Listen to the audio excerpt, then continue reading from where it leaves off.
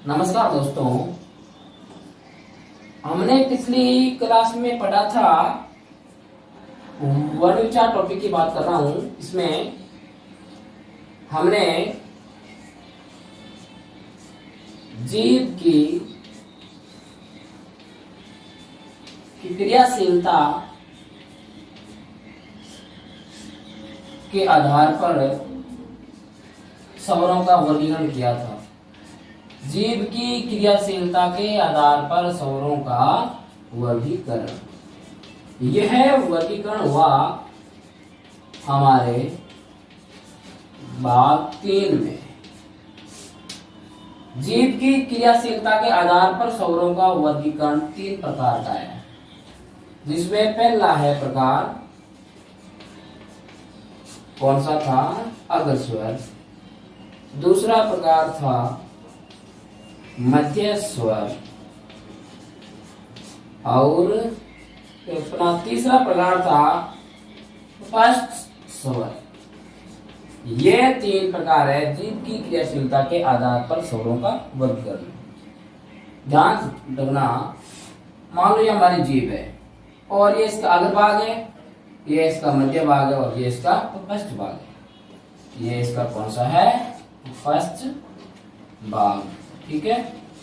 और ये मान लो अपना है जीव का मध्य भाग, ठीक है।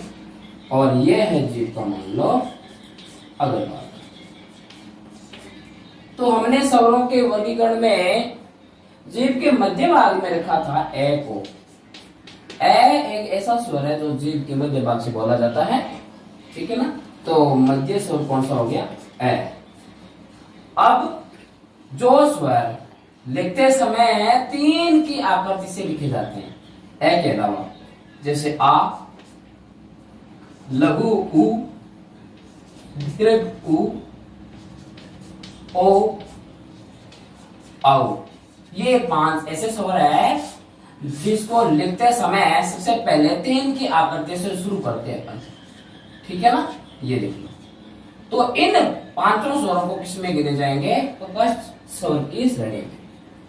अब इनके अलावा ये एक तो ए हो गया और ये 5 ये हो गए 6। इन 6 के अलावा जो 5 स्वर और बचे हैं इनको रखेंगे अगर स्वरों की श्रेणी में, जैसे लघु ई और दीर्घ ई। लघु ई, दीर्घ ई, ए, आई और अपना ली। ये 5 ऐसे स्वर है जिसको जीभ के अग्र भाग से बोला जाता है। तो ये हमने पढ़ा था अपनी पिछली क्लास में।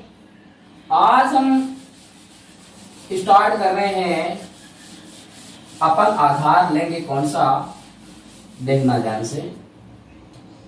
हमारा आधार रहेगा 4 नंबर चौथा कि तालु की स्थिति। तालु की स्थिति के आधार पर स्वरों का वर्गीकरण। ये देख लो, स्थिति मैंने किसकी बताया? तालु की स्थिति, ठीक है। तालु की स्थिति के आधार पर स्वरों का वर्गीकरण। तो ध्यान रखना क्या कि तालु की स्थिति के आधार पर स्वरों का वर्गीकरण कितने प्रकार का होता है? तालु की स्थिति के आधार पर स्वरों का वर्गीकरण 4 प्रकार का होता है। कितने प्रकार का? 4 प्रकार का, ठीक है। तो इनमें है अपना पहला है समृद्ध स्वर, यह है इसका भाग पहला। दूसरा कौन सा है? अर्ध समृद्ध। दूसरा कौन सा है? अर्ध समृद्ध स्वर, यानी कि अर्ध समृद्ध स्वर। नंबर 3 पे कौन सा है? विवृत स्वर। और नंबर 4 पे कौन सा होगा? अर्ध विवृत स्वर। ये है 4 भाग। देखना ध्यान से कि तालु की स्थिति के आधार पर स्वरों का वर्गीकरण 4 भाग में किया जाता है। पहला भाग कौन सा? समृद्ध स्वर, दूसरा अर्ध समृद्ध स्वर, तीसरा विवर्त स्वर और चौथा कौन सा है? अर्ध विवर्त स्वर। ध्यान से देखना क्या होता है समृद्ध। समृद्ध का मतलब क्या होता है? समृद्ध का शाब्दिक अर्थ होता है बंद, और विवर्त का मतलब क्या होता है? खुला। ये ध्यान देना। समृद्ध और विवर्त अपने आप एक दूसरे के क्या है? विलोम शब्द भी है। तो ध्यान से देखना, ऐसे स्वर जिनका उच्चारण करते समय अपने तालु की स्थिति एकदम हो जाती है बंद की स्थिति, तो ऐसे स्वर समृद्ध स्वर की श्रेणी में गिने जाते हैं। ठीक है। और ऐसे स्वर जिनको बोलते समय हमारी जीभ और तालु की जो स्थिति है वो मतलब क्या है कि आधा बंद। अर्ध समृद्ध का मतलब क्या है? आधा बंद, आधे बंद की सी हो जाती है, वो स्वर अर्ध समृद्ध की श्रेणी में गिने जाते हैं। अब है कौन सा? विवर्त स्वर। ऐसे स्वर जिनको बोलते समय तो अपने तालु की स्थिति और जीभ की स्थिति एकदम हो जाती खुले की स्थिति, वो स्वर होते हैं विवर्त स्वर होते हैं। अर्ध विवर्त स्वर कौन से होते हैं? ऐसे स्वर जिनका उच्चारण करते समय तालु की स्थिति, जीभ की स्थिति वो क्या है कि आधा खुला की स्थिति में हो जाते हैं, वो अर्ध विवर्त की श्रेणी में गिने जाते हैं।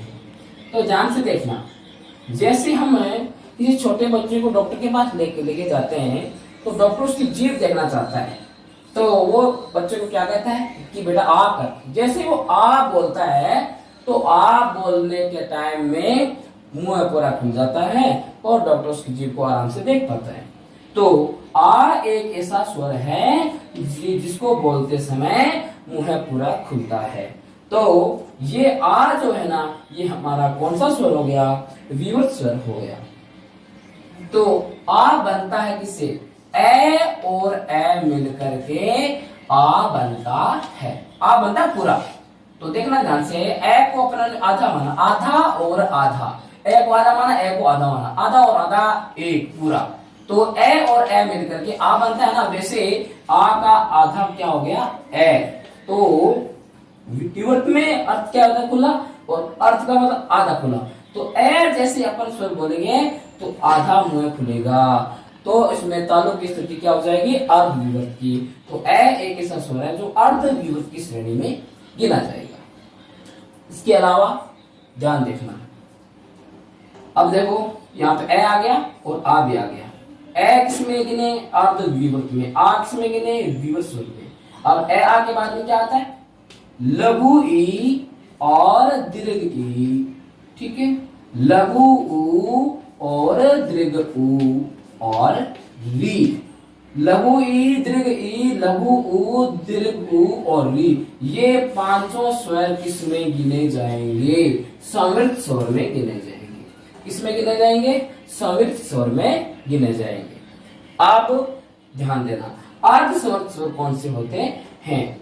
ऐसे स्वर जिनका अपन यूज करते हैं गुण संधि में, जैसे ए और ओ, ये दो जो स्वर है ना, इनको क्या मानेंगे?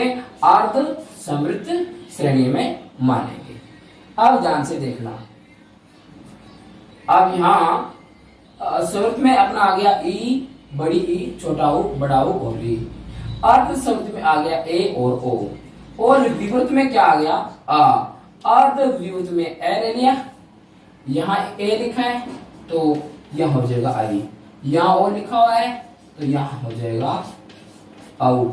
ये होता है अपने तालु की स्थिति के आधार पर स्वरों का वर्गीकरण। एग्जाम में पूछ लिया जाए कि समृद्ध स्वरों की संख्या कितनी होती है, तो समृद्ध स्वरों की संख्या होती है 5 होती है। समृद्ध स्वरों की संख्या कितनी होती है? 5। ई उ री। आपको एग्जाम में पूछ लिया जाए अर्ध समृद्ध स्वरों की संख्या कितनी होती है, तो संख्या होती है 2। कौन कौन से? ए और ओ। विवर्त स्वर ये हमेशा ध्यान रख लेना। विवर्त स्वर एक क्या होता है? जो आ होता है, और अर्धव्यूहत स्वर कौन से होते हैं? ए, आई और औ। ये तीन जो ऐसे स्वर है जो गिने जाते हैं अर्धव्यूहत स्वर। ठीक है, इसके बाद में अपन अगला आधार लेते हैं स्वरों के वर्गीकरण का। ध्यान से देखना, अगला जो अपना आधार है वो आधार किसके आधार पर होगा? अनुनासिकता के आधार पर स्वरों का वर्गीकरण। ये आधार बेटा पांचवा है, ध्यान रखना। कौन सा है? अनुनासिकता। अनुनासिकता के आधार पर स्वरों का वर्गीकरण। ये बहुत सिंपल है, बहुत सिंपल है, याद रख लेना। अनुनासिकता के आधार पर स्वरों का वर्गीकरण दो प्रकार का होता है। कितने प्रकार का? ओनली दो प्रकार का। वो दो प्रकार कौन से? ध्यान देना। एक होता है अनुनासिक स्वर। एक कौन सा होता है? अनुनासिक स्वर। और दूसरा होता है निरअनुनासिक स्वर। निरअनुनासिक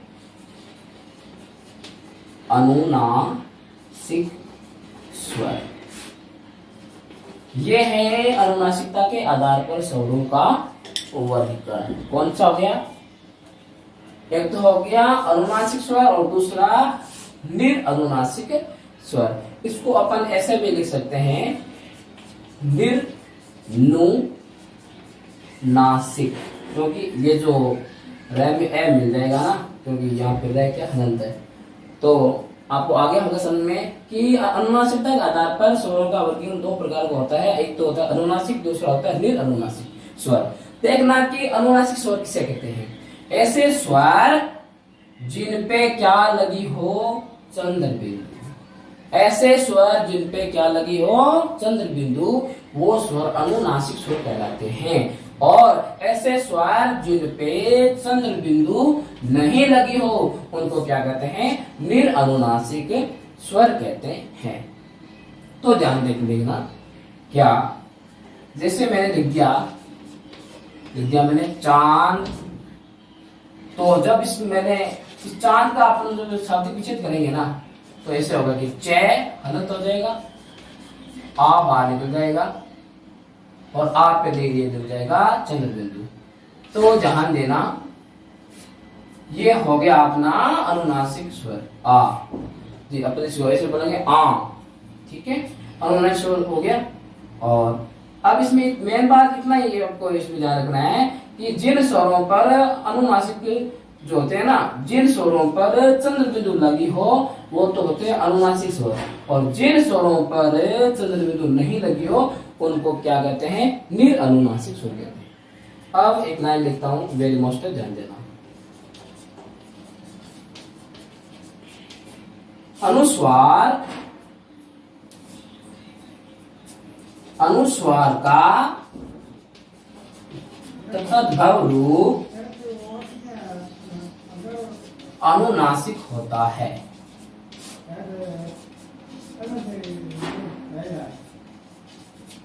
एक बार वापस देखो कि अनुस्वार का तद्भव रूप अनुनासिक होता है। तो इस लाइन को वापस करो, मैं रिपीट कर रहा हूं। अनुनासिक का तत्सम रूप अनुस्वार होता है। अनुनासिक का तत्सम रूप क्या होता है? अनुस्वार होता है। और जो अनुनासिक होते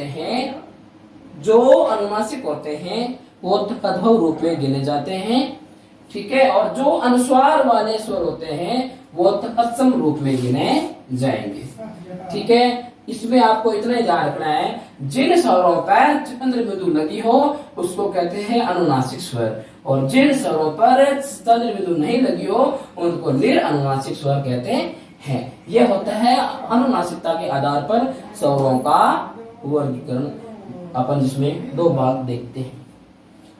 और इसके बाद स्वरों के वर्गीकरण में एक आधार और है, बहुत ही सामान्य सा है, देखना आप ध्यान से। हमने इसमें आधार ले लिए, 5 आधार ले लिए हमने। सबसे पहला आधार लिया था हमने मात्रा और उच्चारण में लगने वाला समय के आधार पर स्वरों का वर्गीकरण, और दूसरा हमने क्या लिया था, दूसरा हमने लिया था कौन सा, कि औष्ठ आकृति के आधार पर स्वरों का वर्गीकरण, और नंबर 3 पर हमने क्या लिया था, जीभ की क्रियाशीलता के आधार पर स्वरों का वर्गीकरण। नंबर 4 पे क्या लिया था, तालु की स्थिति के आधार पर स्वरों का वर्गीकरण, और नंबर 5 पे क्या लिया था कि अनुनासिकता के आधार पर स्वरों का वर्गीकरण। अब हम लेंगे नंबर 6 पे, क्या लेंगे, ध्यान देना, बहुत ही सामान्य सा है, जाति के आधार पर स्वरों का वर्गीकरण। जाति के आधार पर स्वरों का वर्गीकरण, ये एकदम मतलब नॉर्मल सा है, ज्यादा कुछ नहीं इसमें। जाति के आधार पर स्वरों का वर्गीकरण के 2 भाग होते हैं।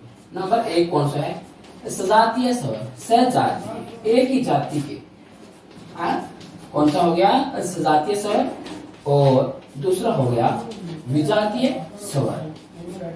विजातीय स्वर, जहां वी उपसर्ग लग जाता है, वी का मतलब हो जाता है अन्य, ये ध्यान रखना, वी का क्या अर्थ होता है, अन्य। तो एक तो हो गया सजातीय स्वर और एक हो गया विजातीय स्वर। ध्यान रखना कि सजातीय स्वर कौन कौन से होते हैं। हमारे हिंदी भाषा में सजातीय स्वर का ये होते हैं, देखो, ए, आ, ई और दीर्घ ई, लघु ऊ और दीर्घ ऊ। एक बार वापस देखना ध्यान से, ए, आ, लघु ई और बेटा दीर्घ ई, लघु ऊ और दीर्घ ऊ। ये अपन किसमें गिनेंगे, सजातीय स्वरों के युग्म में। सजातीय स्वर कितने होते हैं, सजातीय स्वर कितने युग्म में होते हैं, ओनली फॉर 3 युग्म में सजातीय स्वरों को गिना जाता है। एक तो हो गया ए, आ वाला युग्म, दूसरा हो गया ई वाला युग्म, और हो गया तीसरा ऊ वाला युग्म। ये मतलब ये जो 3 है ना, ये युग्म, ये सजातीय स्वरों की श्रेणी में आते हैं। इनके अलावा कोई भी युग्म सजातीय स्वरों की श्रेणी में नहीं आता। और इसके अलावा जितने भी अन्य स्वर है वो क्या है, आएंगे विजातीय स्वरों में। जैसे ए और ए, ये क्या हो गया, विजातीय स्वर समूह हो गया। जैसे आ और आई, ये क्या है, विजातीय स्वर। तो आपको ध्यान में इतना रखना है कि जाति के आधार पर स्वरों का वर्गीकरण 2 प्रकार का होता है। नंबर 1 कौन सा है, सजातीय स्वर, और नंबर 2 विजातीय स्वर। सजातीय स्वर समूह कितने होते हैं, 3। एक तो हो गया ए, आ वाला, दूसरा लघु ई और दीर्घ ई वाला, और ये होगा आपकी तीसरा कौन सा, लघु ऊ और दीर्घ ऊ वाला। ये 3 है, वो आपके हो गए सजातीय स्वर। आज इतना ही, बाकी अगली क्लास में करेंगे।